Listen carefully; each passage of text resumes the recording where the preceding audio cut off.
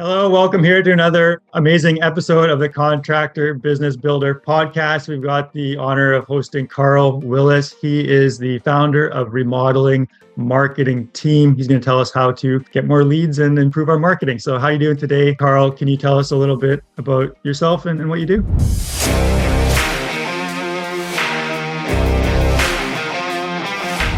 I sure can. First of all, thanks for having me on the podcast today. It's a pleasure to be with you. And Remodeling Marketing Team is just what the name is. We focus on home remodelers and home service contractors. We are a digital marketing agency, and so that's just a glorified way of saying we work with search engines and Google ads, Facebook ads, Bing ads, all of those types of things, YouTube videos. If it's online, if it's digital, those are the things that we work on. And of course, in today's world, AI is changing the landscape of everything. And so we are rapidly getting our clients up to speed on how to navigate that environment online as well. And so love to share some insights with you today. Yeah, definitely. Looking forward to that. And I know we've talked previously, and you're very much, kind of ahead of the game on the AI and connected, pretty closely with some of the new developments that are coming out. Do you want to tell us just a little bit about,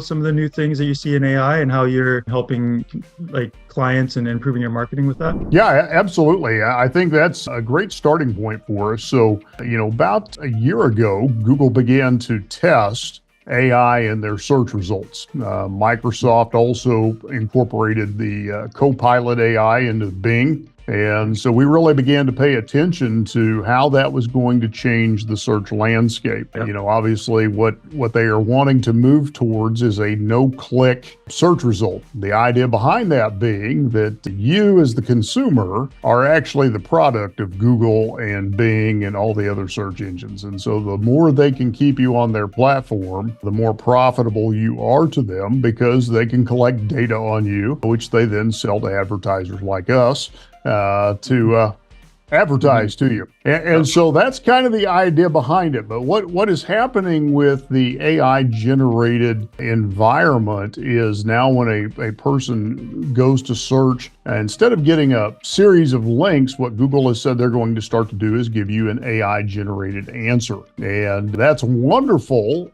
in some regards. If you're an e-commerce store selling tennis shoes, it's probably going to be to your advantage. If you're a local business and you've relied on that link, you're going to have to get a little more diligent in what you do for your search presence. And really what we're finding is that the AI in these search engines is not just looking for the traditional ranking factors. So it's not just, do you have the right keywords? Do you have the right content? But then what they're looking for is, if you're that good, there should be a lot of supporting information that supports that ranking elsewhere online. And so you have to start to think in terms of signals. Now, what signals are being sent back to that search engine, back to that AI to validate those rankings? And so if you're a contractor who has really ignored your overall online footprint, you're probably going to get hurt. If you've done a good job of working all of the platforms, making sure you've got a bold presence on social media and your Google business profile,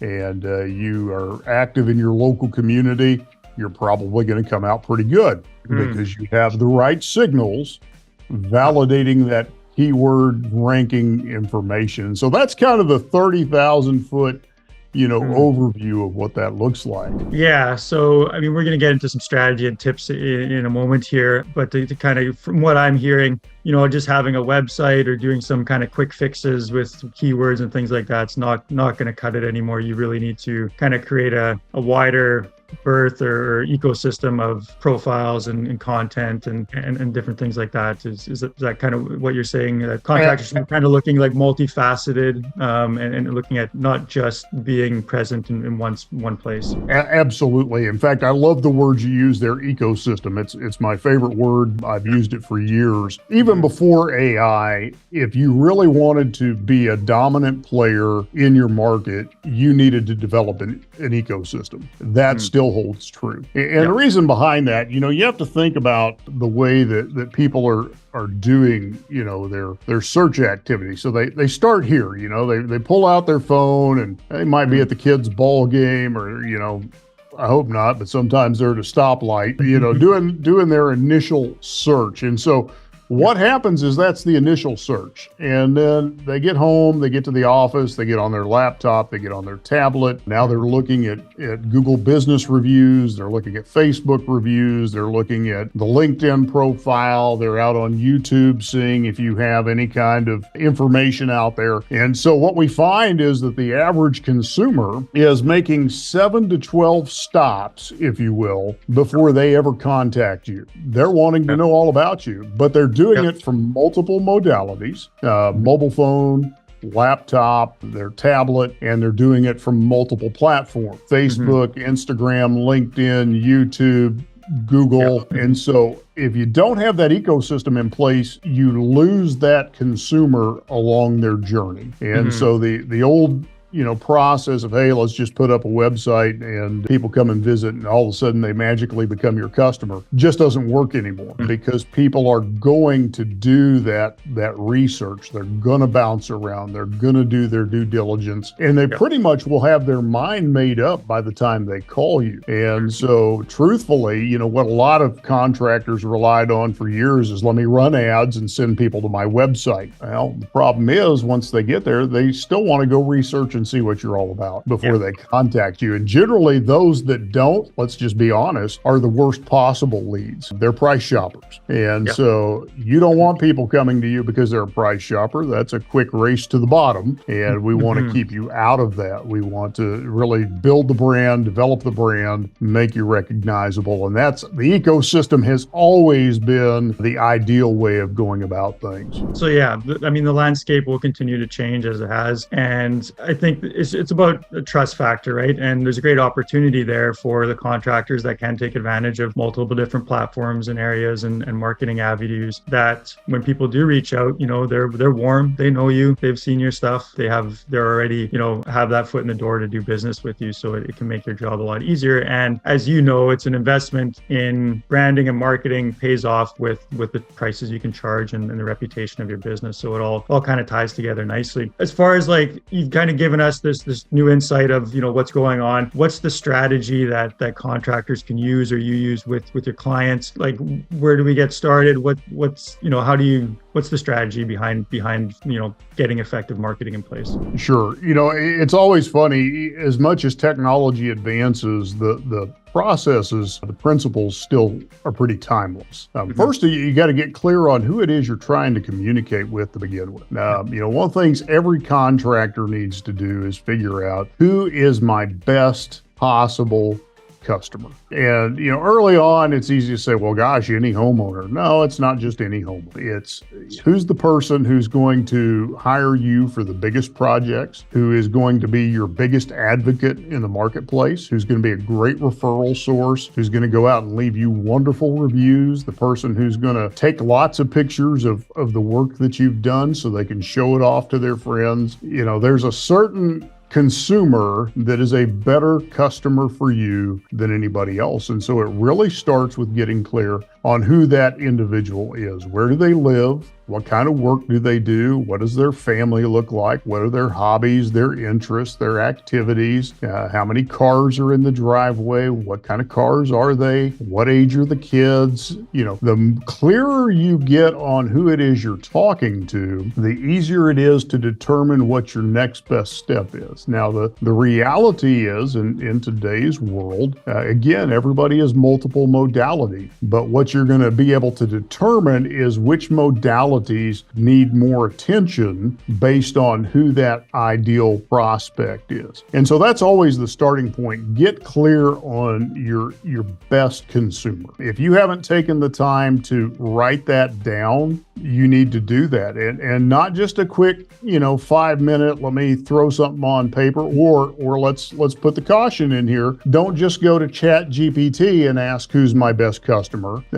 You need to do the hard work of figuring out who your best customer is. Now, if you've been in business for a while, you can go back through your database and go, well, who were my best customers and what are the commonalities in those best customers? What zip codes were they in? What type of work did they have me do? How did I come into contact with them? How did they refer me to other people? What kind of reviews did they leave? So your own database will give you some guidance as well. But if you're just starting out, put some thought to that. Where would you like to work? Who are the people you want to spend time building your business with? And I think the other part you have to be clear on is, what is the end result for you in your business? Are you just wanting to be a one-man show with a few helpers and provide a nice living for your family? Or are you an entrepreneur at heart? You want to build something that's going to outlive you, that you might pass on to your kids, your grandkids? Do you have some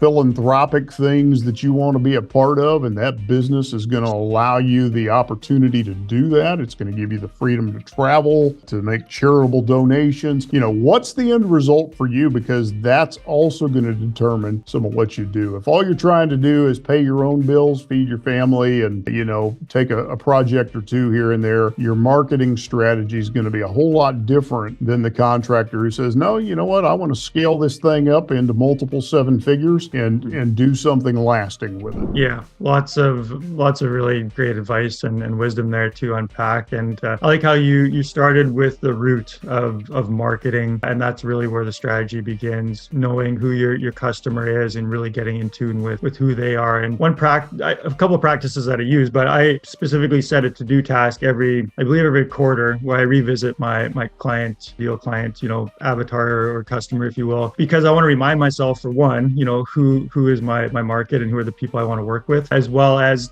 things are always changing and updating, and maybe I work with different people, or we're bringing the business into a certain direction. So we want to get clear and clear on exactly who we're serving, who we want to attract to the business, and it all starts with that. The other thing I was going to mention is doing a little bit of research, market research, which is maybe a little foreign to a lot of people, but it's simply, when you finish a project, if you had a great experience with a client and they're people that you want to get more clients like them, ask them, you have 15 minutes for me to ask you a couple questions? And just ask them, why did you choose us? Where did you find us? What did you enjoy about the project? What could we have done better? We're not perfect. We probably made some mistakes, and just really get in tune. A lot of people appreciate that because they get to speak their mind and provide feedback, and you get some really clear insight from people who specifically you want to work more with. So those are a few things that I always did with my clients when I was in remodeling. So with all of that said, what are some mistakes that you see contractors making with the marketing, and how could they correct those? Oh, great question. I think one of the first ones kind of goes back to what you just said, not asking your customers to give you feedback, not asking for the review. And I would take what you just said a step further. Hey, would you mind if I recorded this so I can go back to it and I can use it for a case study? Because if it's a really good review, now you have social proof on the work that you've done. So I think that's one of the first ones. The second piece kind of dovetails to that. I see way too many remodeling contractors in particular who do not document their work on video and in pictures. So they have no social proof of the work that they do. I will talk to a contractor who's been in business 30, 40 years and say, okay, send me pictures of the projects you've done. And I get a folder with maybe 25, 30, 40 pictures. Like, seriously, that's what you've done in 30 years? And then you go out to their reviews and there's 20 reviews. Okay, you've been in business 30, 40 years and you only have 20 customers that can say anything about you. That's a disconnect. And what people don't realize is the search engine looks at that as a disconnect, because here you are, you say your business was started in 2000. You got 15 reviews on Google. Even the search engine algorithm says there's something wrong with that. How could you have been in business that long and only have that many people saying something about you? So I think those two things, especially right now when we talk about signals, those are two of the biggest signals that the search engines are looking for that people are missing. Social proof and just good feedback from customers. Because what the search engine's really looking for is, do you have experience, expertise, expertise, authority, and trust. And your ability to document those four things are going to be the difference maker between you and anybody else. So those are the first things. I think the second thing is underestimating the power of the digital landscape in your business, because for years and years and years, what we've gotten used to is just warm referrals. And so if you've got them, great. But we're also in an environment post-COVID where people are becoming less and less reliant upon that, and not really even as willing to give those referrals as they once were. And so you've got to be building and developing the brand. That referral goes so much further if I don't have to go research you once I get the referral. If I already know who you are, if I've already seen your branding, if I've already come across you many times, that's going to be critical. I think the other piece of this is you've got to stay current in your marketing. And when I say that in two forms. Number one, you need to be familiar with what's happening in the greater marketing online universe. So let me give you a great example. In the last 2 years, the number one thing that moves the needle organically is short form video. Pick up your cell phone, turn it on, and talk for 45 seconds. That gets more organic traction than any other piece of content you'll post on your social media. And so much so that even the internal reps that we work with at Facebook have told us that's what our algorithm is looking for. It is looking for short form videos above anything else. And so, oftentimes a contractor will say, well, I just don't know what to say. Just say, here's our latest project and show it off. Do something, and what you're doing is it's not any one video that's going to make the difference. It's this continual, consistent wall of content so that when that consumer hits your page, they don't have to watch every video. They just look and go, wow, there's 150 videos here. These guys are on top of their game. That's who I want to work with. And so, staying abreast of those types of things, staying abreast of what's happening with AI, what's happening with, search engines is critical. But here's the other part of staying on top of things. Update your website every now and then. Like if your pictures are 5 years old, 10 years old, you haven't updated the content, you haven't refreshed anything, the copyright date in the bottom says, 2018, probably time to update it, because the consumer sees that, the search engine sees that. And again, what people want is what's current, what's relevant, what is right on target for today's day and age, not something that was great 5 years ago. Yeah. Definitely, again, lots to unpack there, and a lot of great insight as far as just, keeping current, keeping up with the times. And yeah, like you said, with the videos there's, the proliferation of TikTok and shorts and reels and all this stuff, and Facebook's, right there too with the short videos. That's what people are watching. That's what they have time for. And it's a quick way to get your message across and get in front of a lot of people quickly. And it's really like a muscle or anything else. When you learn, it's awkward, it's, uncomfortable, it's, you're not that great at it, but it gets a lot easier, and I know this from my experience too, like, starting on video, super awkward and just like difficult, I guess, to say, to get your point across. But really all you need to say is, hey, this is, your name from your company. This is our project you're doing. And just, you don't even have to, video yourself. Just do a little pan of, project you're doing, whatever, to get started. And it's really not a difficult thing to put together. Now, for contractors, remodelers who are busy, obviously, like everyone's busy, but let's say they've got a team or, they're growing, they want to scale their business. What are some systems they can put in place so that, they can save some time or have some of this stuff run, on the marketing side of things without a lot of input or attention from themselves? Absolutely. I think one of the things you can look at is some type of social posting program, Hootsuite, Social Pilot, something where you can put all those accounts in one place, have somebody in the office schedule all that content to go out during the week. I'm a big fan of using virtual assistants instead of having to pay for somebody in-house. I like to just contract that type of thing out. Now with artificial intelligence, there's a lot of programs that even with the short form videos, you can record, a 5-minute video, put it into a program like Video AI, and it'll chop it up into the little short reels for you, and even create the the post content that goes with it and makes quick work of it. So I think that's one thing. I think the other thing that you need to make sure you have is some type of CRM system that's got automations to it. So when that lead comes in, they're getting an immediate email response, they're getting a text response coming out of that. There's a lot of different CRMs on the market that will do that. Go High Level's one of those. You know, if you're getting really big and bold, you can go into Salesforce or Infusionsoft. But that's like a college education in itself. So keep it simple, but look for those automation features. Calendly for scheduling. Let people just, hey, here's my calendar. Go out and schedule with me. You can put text automations. You can put email automations on those. A lot of automation things that are there for you. Of course, you know, cheap, shameless plug. You can also hire marketing companies that'll do that for you. And, you know, that's one of the things as you scale is sometimes you realize that's not in my best use of my time to try and tackle that in-house anymore. And sometimes knowing when it's time to farm out certain tasks and items are important. And, you know, I know as a coach, you're talking to your clients about there comes a time when somebody needs to be keeping your books and probably somebody needs to be keeping your marketing and somebody needs to be handling this for you. There are just certain parts of your journey that it's time to release it because the highest and best use of your time is growing your business and not doing these peripheral items.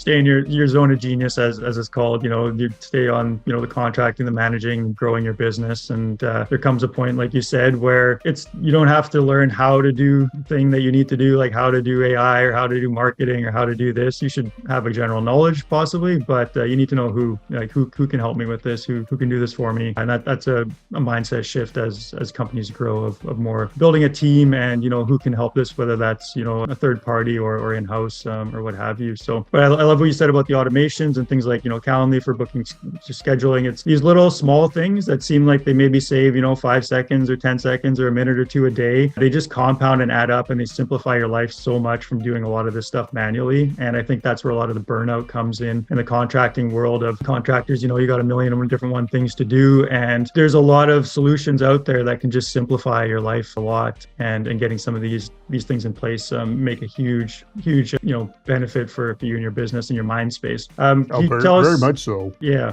As far as like search engine optimization, that's a huge thing. It's kind of a double-edged sword, I think. If it's working for you, great. If it's not, then you kind of get buried in the heap. Can you give us, you know, 3 simple tips that contractors could use to improve their search engine optimization? Sure. And let's talk on a couple of fronts because search engine optimization isn't just one thing. Search engine optimization is primary search, it's local search, it's voice search, it's AI search, it's image search. There are multiple components to it. But this goes back to signals. Most important thing you do is keep getting reviews. That's the greatest piece of user-generated content you can create. Ask your clients for reviews. If you want to add firepower to it, ask them to post a few photos in their reviews. And when they leave a review, ask them to do more than just, they gave me a great level of service. Have them talk about what you did for them. Use those keywords. You know, Joe did a great job of remodeling my bathroom. Spectacular, everything I ever wanted. Here's some pictures. That's a wonderful review. Search engines eat that stuff up. It's relevant. It will push you further faster. But the other thing that you want to keep in mind is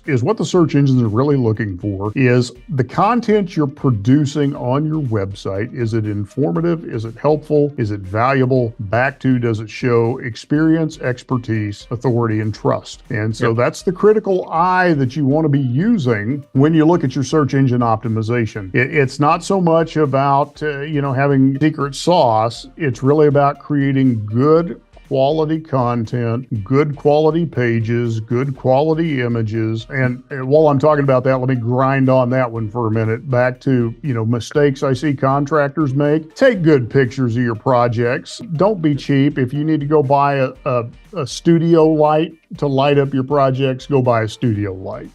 I've seen with our clients sometimes, hey, send me project pictures. Paint can and a dirty rag in the forefront. The lighting's terrible. And like, really? This is what you want us to show off to your customers? I don't think so.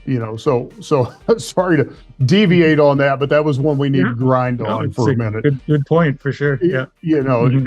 that put your best foot forward. But back to those SEO things, know what your consumer is searching for and match your content up to that. So this is back to knowing your consumer. What questions are they going to ask? Now, common questions are going to be, what does it cost? Time frames. They're going to be looking for design ideas. They're going to want to know about processes. And you have to remember there's two types of search engine keywords. There's what I call window shopper keywords, which is just home remodeling. Doesn't really show intent. But if I start asking what's the cost to remodel a 2,000 square foot home, my intent is a lot higher. If I want to know what's the cost to replace my current shower with a glass shower that has a car wash, shower head fixture, and a bench, I'm in buyer mode. I'm not in window shopper mode. And so you want to think, how does a buyer think, and not how does a window shopper think? So obviously, home remodeling will get you a lot of traffic, but home remodeling could be, I want to know where the nearest Lowe's or Home Depot is. Yep. It doesn't mean that I want your services. And so we need to start to think a little deeper. What is the consumer asking that I can answer with my website and my content? Yeah, I love how you made the distinction there of,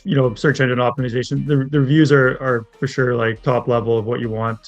But as far as the keywords and what you're, if you've got ads running and stuff like that, having that differentiation between people who are just interested in a topic as opposed to those who are, looking for your company specific services to purchase and to move forward with the project. So yeah, really, really great insight there. Can you walk us through like a client journey, maybe a certain client that had success with your services and what that looks like for them? Sure. You'll find we tend to operate on the ecosystem approach, or I call it the shock and awe approach. So, we want to overwhelm your marketplace with your brand, and that's the forte. So when we take on a client, we want to have you on social media, we want to have you in the search ads, we want to have you in the Google local service ads, we want to have you on YouTube, we want to have your website ranking. We want to hit your consumer from every potential angle, and we want to stay with them throughout that entire journey. So typical case study for us, I'll give you our longest term client just because they're the one we have the most data on. When we took them on, they were right at about $1 million a year in revenue. It was a young entrepreneur, his dad, and a part-time secretary working out of the basement of their home. So that was 9 years ago. Our first big jump as we got them from that point to $3 million a year. And at $3 million a year, they were able to move out of the basement. He had brought on a business partner that I had the privilege of introducing him to, and then had brought on estimators, project managers, and begin to evolve. Then at about the $4 million mark, we hit COVID. And so, COVID kind of stalled things out a little bit. They stayed in that 3.5, 4 million range for about 18 months. Came out of the backside of COVID, 2022, hit 4.5 million, diversified into a HVAC, plumbing, and electrical service company on top of what they were doing. And the reason for that was they couldn't find reliable contractors to fulfill those roles for them. So they just went out and bought a company and added that to the mix. And they also launched a concrete company for the same reason that same year. And then this last year, we took them over 5.6 million using that, I call it shock and awe strategy, overwhelming the marketplace with the brand. And so they're our longest standing case study. They're who we guinea pig anything we're trying on because of the relationship. And so that's been one we've done. One we're working with now. We just brought on here about 3 months ago. Only been in business for 4 years. He's up to 400,000 in revenue.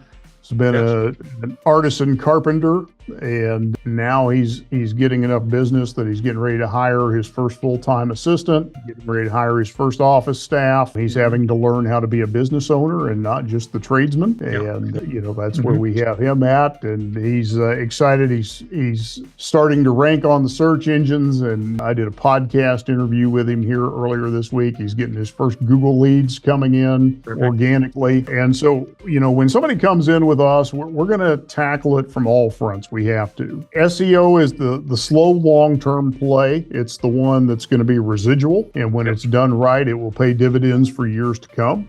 While we're building, we need the top end of paid ads to go with it. But truthfully, if you're looking to scale, you're going to play all of those angles all the time. It's just to what degree and to what budget level you're using based on where you're at in your business journey. That's some inspiring success and a testament to a well-run and well-marketed company where they're able to purchase, other trades companies to facilitate their own, growth. And that's just wonderful to see. And then your other client there who's, those are great transitional spots in a contracting business where you can start to hire some, an assistant and some people to help you, and you kind of don't have to do everything anymore. And that's a great place to be for sure. And the thing with digital marketing that is so great, like you said, there's multiple different ways and avenues and all these different things, and you can really kind of figure out what's working well and continue to double down on what's working and add more fuel to the fire, whether that's the long-term play like SEO or more quick results that you get from advertising and things like that. So we're going to continue the conversation a bit, but what's the best way for remodelers, contractors out there to get in touch with you to learn more about the work that you do? Absolutely. You can visit remodelingmarketingteam.com. That's our website. From there, you'll have access to the Digital Remodeler podcast, which is our podcast exclusively for the industry. We've got our book out there. We've got a checklist for you, lots of video content, just lots of things you can do, and you can find out more about us and contact us from there. Yeah, definitely reach out, get your marketing, up to speed and get some leads flowing in. So we'll put those links in the description below to connect with Carl. And then some final words here. Missions and philanthropy is a big part of your business and your philosophy. Can you tell us a bit about that work and how that ties in with everything else that you're doing? Yeah, absolutely. So the other role in life that I wear, I've been a pastor for 26 years. And my real passion is training church leaders, community leaders, and business leaders in third world countries, primarily East Africa, Kenya, Uganda, Rwanda, and also in India. And so what I love to do, I call this my support gig for my real passion. And that's why I love watching contractors who have bigger visions. Marketing's a means that allows me to touch lives in places that most people don't get that opportunity. It allows me to bring skills and training and ideas into parts of the world where those things aren't readily available, and help people transform their villages and their communities and create holistic solutions. So just a quick testimonial, if you will. One of my favorite case studies, I've got an entrepreneur in Kenya who created an environmentally friendly commercial heating source to replace charcoal. And so under my teaching, he sat in a class one day and was doodling stuff on his notepad, went home, built a prototype, put it to use. He currently employs over 30 people. He likes to take kids who are at risk of being involved in sex trafficking, give them job skills, put them to work in his business. And then the other thing that he does is he runs a soccer tournament for 5,000 kids every year, and all using principles we've been able to teach. So that's what I use my business for. It allows me the freedom to go and give back in parts of the world that don't always get the opportunities that I have. Yeah, thanks for sharing that. It's great to hear your purpose and your passion and how you're not, through helping contractors, you're also helping, people that are in need and don't have some of the opportunities. So that's absolutely amazing that, it's a win-win across the board and really making an impact and difference. So thanks so much for coming on here, Carl. I really appreciate you. Thanks, Derek.